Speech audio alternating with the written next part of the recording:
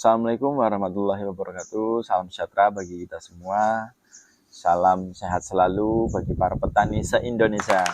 Di kesempatan sore hari ini, saya setelah melaksanakan aktivitas menyiram pohon cabai yang daunnya masih menguning tentunya, dan beberapa kali saya berupaya memakai garam, dolomit, terus obat-obatan yang lain, belum maksimal hasilnya dan juga masih ada yang kuning. Tetapi hasil dari buahnya atau cabainya lumayan bagus. Pada sore hari ini saya ditemani istri, sudah menghubungi beliau Pak Sarpan karena Pak Sarpan sudah cukup pengalaman di bidang pertanian. Saya ingin belajar banyak cara mengatasi daun pohon cabai yang sudah menguning. Dan juga di lahannya Pak Sarpan juga pada musim ini atau saat ini ditanami ada cinul, ada kangkung, dan juga padi. Jarak antara tempat saya di lahannya Pak Sarpan sekitar 10 menit. Dan saya ditemani istri, saya ingin belajar banyak di tempatnya Pak Sarpan. Yuk ikutin video saya terus, bye-bye.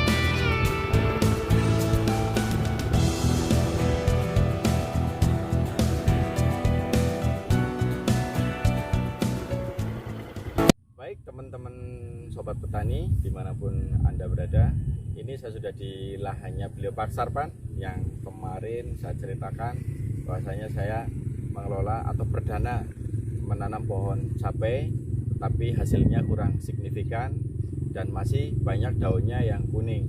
Maka dari itu saya harus belajar penuh dengan senior-senior, para sahabat-sahabat petani atau senior, salah satunya beliau Pak Sarpan. Nah, di sini nanti akan diceritakan bahwasanya cara membuat pupuk organik dengan baik, terus juga manfaat pupuk organik untuk tanaman jenis sayur. Nah, ini beliau Pak Sarpan, petani sudah puluhan tahun yang sudah yang sudah beberapa kali menguji membuat pupuk organik dan hasil tanamannya luar biasa. Oke, sahabat petani, nanti tetap ikuti konten saya atau video saya. Oke, nanti dijelaskan oleh beliau Pak Sarpan. Tentang tanaman cabai yang menguning.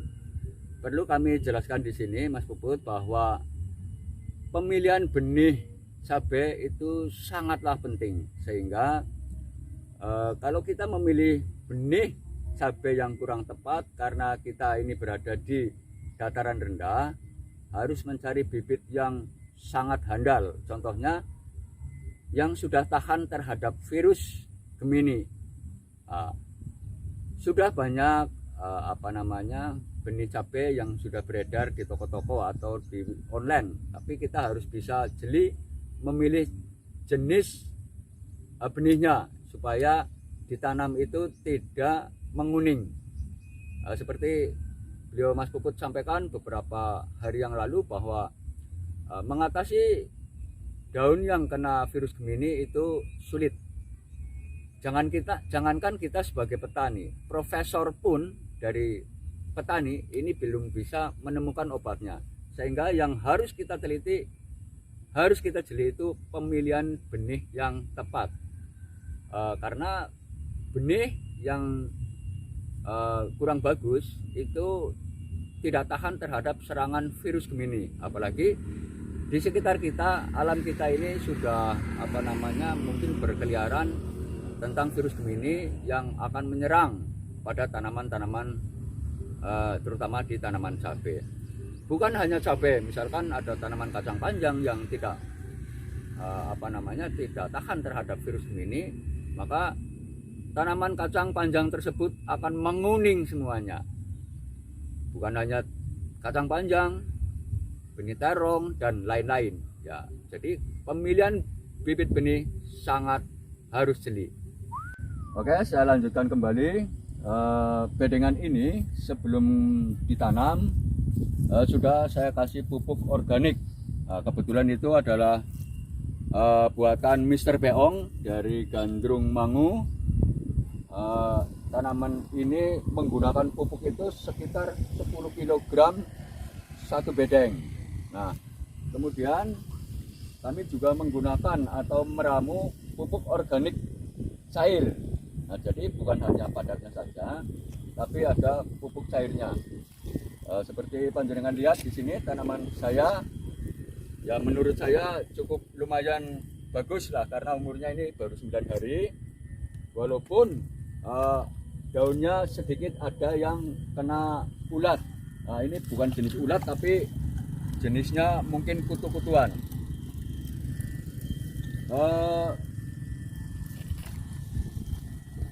Penggunaan pupuk organik cair ini memang baru sekali. Nah, insya Allah nanti akan kami lanjut lagi karena waktu saya sangat terbatas sehingga cara perawatan tanaman saya kurang begitu tepat. Walaupun barangkali para petani kita penggunaan pupuk baik yang kimia atau yang organik mungkin secara rutin, tapi karena curah hujan yang selalu mengganggu aktivitas kami sebagai petani, sehingga yang waktunya khusus untuk spray atau nyemprot mungkin karena ada curah hujan sehingga tertunda. Sekarang saya berada di tanaman kangkung. Jadi saya sedikit jelaskan tentang penggunaan pupuk organik tadi, baik padat ataupun cair, bahwa pupuk organik itu bisa dimanfaatkan untuk semua jenis tanaman, bukan hanya hortik, tapi juga bisa untuk padi. Kemudian ada bunga, kemudian tanaman di pot, itu bisa digunakan dengan pupuk organik. Nah, ini saya kembali ke tanaman kangkung. Sebelum tanam ini memang sudah pernah saya kasih tanaman terong, cuma gagal karena dimakan ular air sehingga gagal. Nah, setelah itu kami berusaha untuk tanam kangkung, tapi ini tidak bijinya langsung ditanam karena kalau bijinya langsung di sini ditanam nanti hasilnya akan busuk, sehingga tanaman kangkung ini saya sebar dulu. Nah, ini sudah berumur 3 hari, belum saya semprot, belum saya kasih pupuk organik cair. Nah, nanti rencana nanti sore kami akan menggunakan pupuk cairnya yang sudah kami siapkan di trim. Ya, semoga pupuk cair saya yang saya bikin sendiri nanti akan bisa bermanfaat untuk tanaman, agar tanaman saya akan lebih subur, kemudian menghasilkan hasil yang melimpah dan barokah. Seperti saya sampaikan di depan bahwa pupuk padat bisa untuk tanaman apa saja, seperti di tanaman padi ini padi mekongga yang baru berumur 42 hari. Kebetulan ini juga belum pernah disemprot, tapi bisa panjenengan lihat hasil atau tanaman saya, tanaman padi ini. Mengapa tidak saya semprot seperti teman-teman? Karena saya dari awal sudah menggunakan pupuk organik. Semoga dengan pupuk organik aman dari hama. Seperti Anda lihat, tanaman padi saya ini baru umur 42 hari. Ya, kalaupun ada misalkan kena lalat atau mungkin sundep, katakanlah begitu, ini masih wajar. Dan hasilnya bisa panjenengan lihat, saya menggunakan pupuk organik. Memang cairnya belum saya gunakan karena waktu saya sangat terbatas. Jadi untuk merawat tanaman ini kami tidak rutin. Ya, insya Allah ke depan karena saya menjaga hasil tanaman padi saya supaya lebih bagus akan kami rawat dengan baik dengan menggunakan pupuk organik.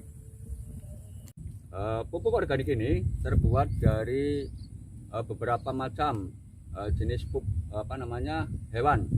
Ada kohe sapi, kohe ayam, kohe kambing, kemudian kohe puyuh, ditambah lagi ada sekam, kemudian kokopit, masih ada bahan-bahan yang lain, sehingga para petani kita harus bisa menggunakan pupuk organik agar tadi saya sampaikan di depan bahwa pH tanah kita ini sangat rendah, sehingga dengan menggunakan pupuk organik yang ada kapurnya ini akan menambahkan unsur pH di tanah tersebut, sehingga tanaman yang kami usahakan atau kita budidayakan akan tumbuh dengan baik dan normal. Ini adalah pupuk organik padat seperti tadi saya ceritakan, bahwa bahan-bahannya adalah kohe sapi, kohe kambing, kohe puyuh, kemudian kohe ayam petelur. Nah, kemudian masih ditambahkan kokopit, kemudian lagi ada kapur. Hasilnya seperti ini. Dan di tanaman bisa panjenengan tadi lihat, ada di padi, kemudian ada di hortik. Sudah saya gunakan secara maksimal, walaupun hasilnya belum sesuai harapan karena ini baru ya beberapa kali uji coba, tapi insya Allah ke depan pupuk organik akan kami gunakan. Lanjut, ini ada pupuk organik cair seperti Anda lihat, apa saja rendeman atau fermentasi di drum ini. Ada keong, ada siput, ada buah pepaya, semua buah yang sudah busuk saya masukkan ke sini. Nah, seperti Anda lihat ini kayak begini, tapi ini sangat bermanfaat untuk tanaman. Sahabat petani, jangan lupa gunakan pupuk organik, karena pupuk organik ada di sekitar kita, kemudian juga sangat aman untuk manusia. Oke, sahabat petani, selamat mencoba, semoga sukses. Terima kasih. Teman-teman petani atau sobat petani, demikian tadi hasil saya bertemu atau mencari ilmu sedikit dengan beliau Pak Sarpan, petani yang sudah benar-benar senior atau sudah lama, begitu Pak Sarpan. Kalau kata-kata senior katanya tidak ada petani senior, tapi berhubung saya sudah menganggap beliau Pak Sarpan sudah lama menekuni tentang petani, dan saya banyak belajar kepada beliau. Yang tadi sudah diceritakan sedetail mungkin, dari mulai tanaman cinul, tanaman kangkung, dan padi. Semoga bermanfaat bagi sahabat-sahabat petani. Dan juga jangan lupa pesan beliau Pak Sarpan tadi, manfaatkan limbah yang ada di sekitar kita. Contoh, busukan pisang, busukan pepaya, semua jenis buah yang sudah busuk bisa dimanfaatkan untuk tanaman, asal kita bisa fermentasinya. Manfaatkan limbah yang ada di sekitar kita untuk tanaman kita, agar kita tetap sehat, negara kuat. Oke, luar biasa. Terima kasih beliau Pak Sarpan sudah membantu, dan semoga sukses pertaniannya. Amin. Oke, Terima kasih. Sampai bertemu lagi.